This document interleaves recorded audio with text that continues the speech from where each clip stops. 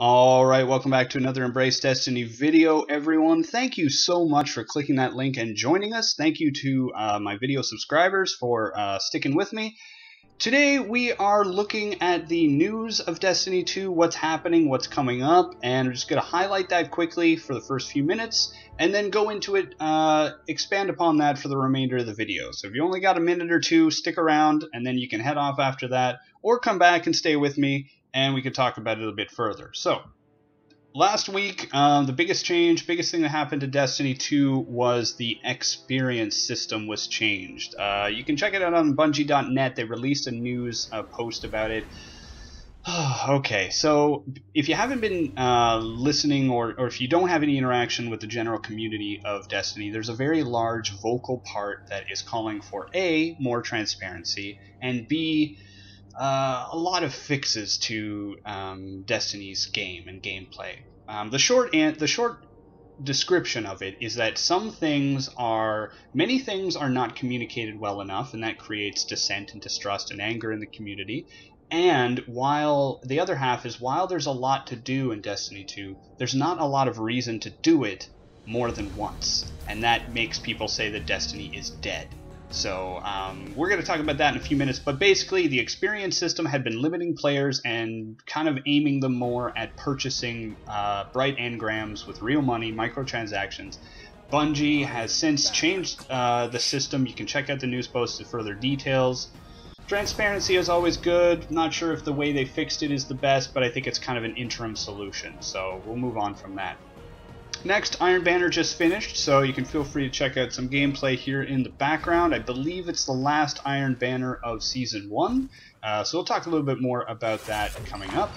The biggest news is the last Curse of Osiris stream will be airing tomorrow, November 29th, Wednesday, 11 a.m. Pacific. So if you have the time, check it out at twitch.tv/Bungie. They're going to be talking about the things you can earn in this stream. So presumably it's going to be all weapons and armor and cool new Vex-related stuff. So definitely check that out. Related to that, Luke Smith actually tweeted that the team is going to detail some things concerning the systems side of the December update.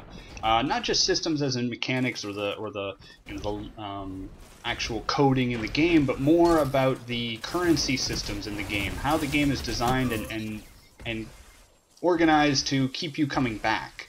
So he's listed things like economy upgrades, looking at vendors and how you get new gear, investment updates, reward systems for weapons and armor, gameplay updates, and more. So I'm not sure if that's going to happen during the stream. It's more likely going to happen during the Last Week at Bungie blog post, so feel free to check that out later on Thursday, or come back to my channel. I'll be talking about it a little bit later in the week. So it should be interesting. They've mentioned a couple of times, with not really any detail, that they are aware of a lot of the issues and complaints of the very loud vocal part of the community, and they're hoping to address that. So we'll talk about that a bit more soon. Finally, related, actually unrelated, but related more to my channel, is I'm going to be making a video probably later this week that's going to look at some interesting things that we could do outside of the Crucible. So it's actually going to be my channel's 1 year anniversary on December 5th, the same day the Curse of Osiris comes out. But this video is going to come up a little bit earlier than that, and we're going to be looking at, I don't know, some different activities that we could do that could help us not only have more fun in Destiny, but in different ways. So definitely feel free to come back and check that out. Here's a keyword for you: horde mode, survival of PvE waves and stuff like that. So yeah, if you're interested in that, feel free to check it out. I'm hoping that'll be out later this week, but I'm still gathering ideas from people on Twitter and Facebook and such. So once I get it all together, I'll make a video. That concludes the quick recap. Let's go into a bit more detail. For those of you who've got other things to do, thanks for watching. I'll see you next time. For those of you sticking around, love the endurance and stamina. Here we go. Okay, so the XP system. I'm not going to get too much into that because a lot of other people have commented, both good and bad, and some people have some really interesting looks. You can check out Dado's video on YouTube where he looked at how things go. He did a pretty fair assessment of what it is, how it works, why it's changed, and how that's going to affect us moving forward. So definitely check that out. I'll try to include a link if I remember by the time I finish recording this video. Next, the stream. Now, normally I wouldn't care to watch so much because I'm excited for the new weapons and the new things, but while the aim for new, cool, amazing weapons is probably more than half of the interest in Destiny, whatever. It doesn't matter that much to me personally. I like the weapons, I'll get them, I'll customize them, it's cool. I'm more interested in this talk about the details to the systems, which again, I'm not even sure if it's going to happen on the stream or during the blog post.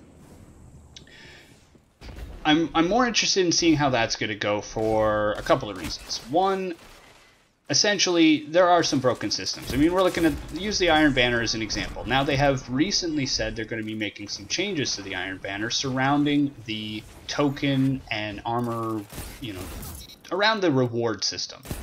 So here's how it works if you haven't been really playing that much. In Destiny 1, you were given bounties, which are basically little quests.